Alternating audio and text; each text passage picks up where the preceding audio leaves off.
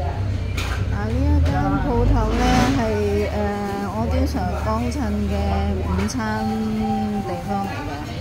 咁呢一味呢就係、酸味嘅豬肉啦嚇，唔知佢加咗啲咩汁㗎。咁呢一啲炸魚啦，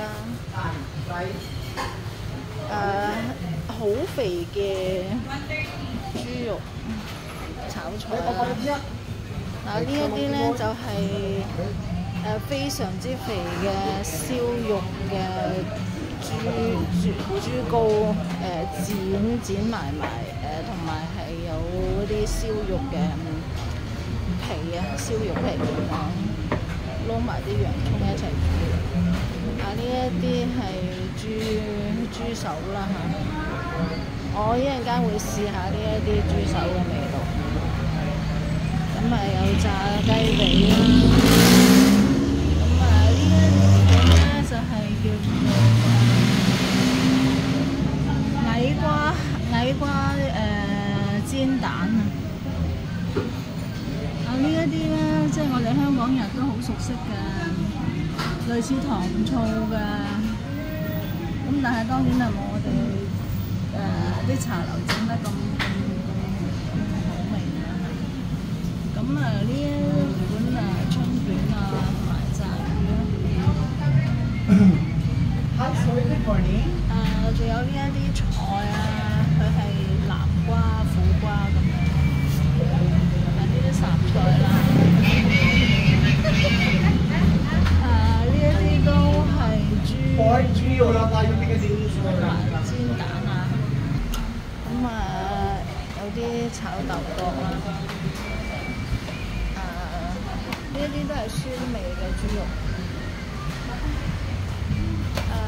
呢一啲咧就係啲雞潤啊、豬潤啊咁樣撈埋啲蛋一齊煮。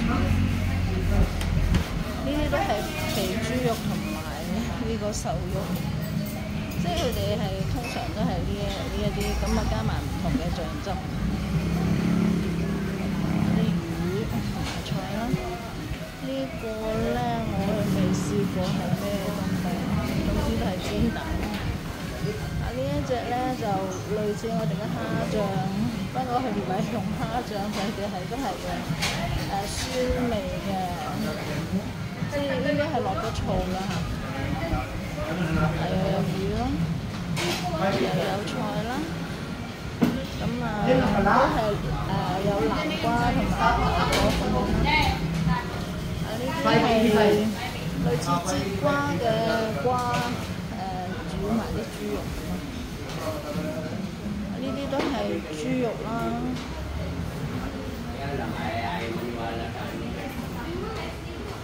我相信呢啲都係豬肉。仲有呢一款，唔知係咩瓜，我未試過，咁就試下。咁佢又有廚房啦，同埋有飯咁樣供應啦嚇，有洗碗嘅地方啦。呢一份餐呢就係100 peso，就即係咧14個零銀錢啦嚇。佢哋通常咧就一個飯咧就配一碟仔嘅肉咁樣啦，就為之一個餐。咁我呢度咧就加咗一個飯，咁所以咧佢係100 peso。原本咧佢係85 peso 啦。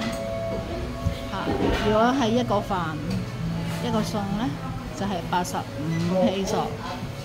咁我而家加多咗一個飯咧，就變總共100 peso。咁我而家試下嗰個味道嚇。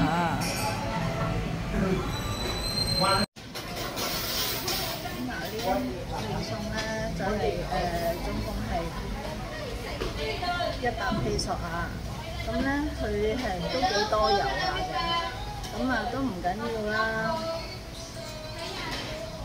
原來佢係雞髀，雞髀肉，有啲薯仔，有青豆咁啦。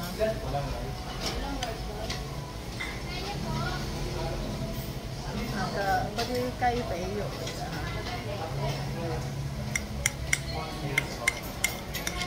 咁試下佢個味。咁我呢一啲係好平民嘅飯餐嚟嘅，因為係100嘅披索咧，即係香港嘅14個1嘅價錢。咁呢度冇冷氣㗎，咁所以我係準備啲毛巾嚟抹下汗啦。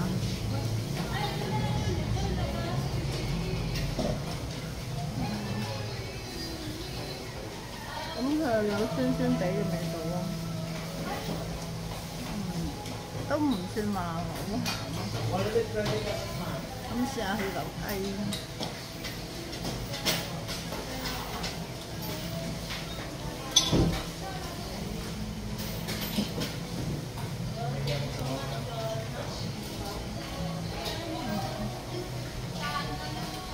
啲雞肉都算係新鮮咯。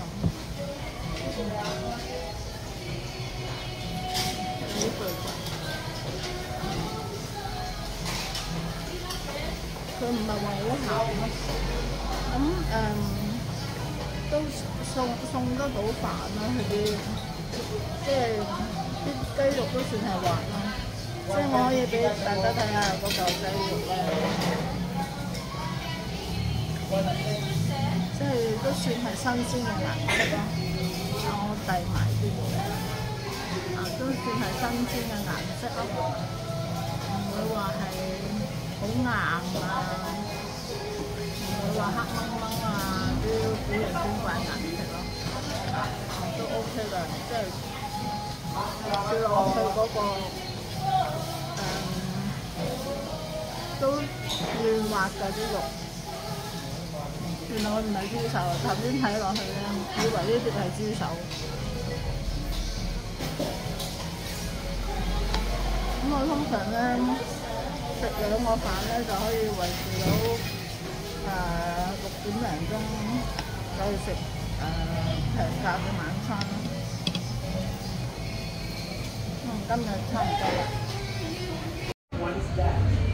呢一間鋪頭咧係我經常幫襯嘅午餐地方嚟嘅。咁呢一味咧就係酸味嘅豬肉啦嚇，唔知佢加咗啲咩汁㗎。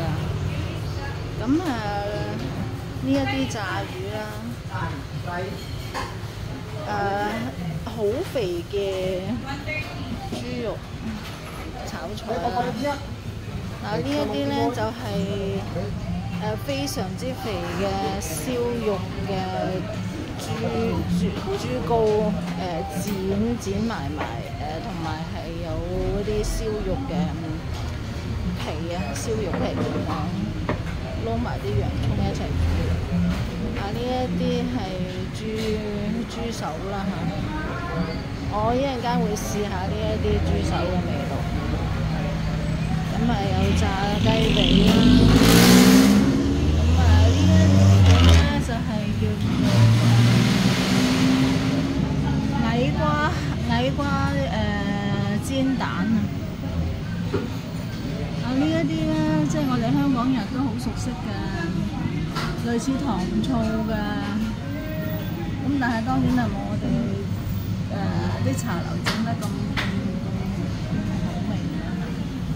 咁呢一款春卷同埋炸魚仲有呢一啲菜佢係南瓜、苦瓜咁樣，同埋呢啲雜菜啦。呢一啲都係豬肉同埋煎蛋咁有啲炒豆角啦。呢一啲都係酸味嘅豬肉。呢一啲咧就係啲雞膶啊、豬膶啊咁樣撈埋啲蛋一齊煮。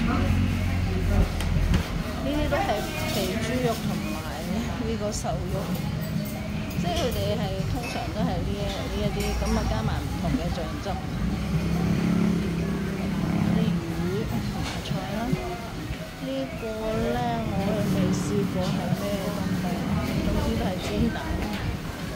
呢一隻咧就類似我哋嘅蝦醬，不過佢唔係用蝦醬，佢哋係都係酸味嘅，即係應該係落咗醋啦嚇。又有魚啦，又有菜啦，咁都係有南瓜同埋蘋果咁樣啦。呢啲係類似節瓜嘅瓜，煮埋啲豬肉。呢啲都係豬肉啦。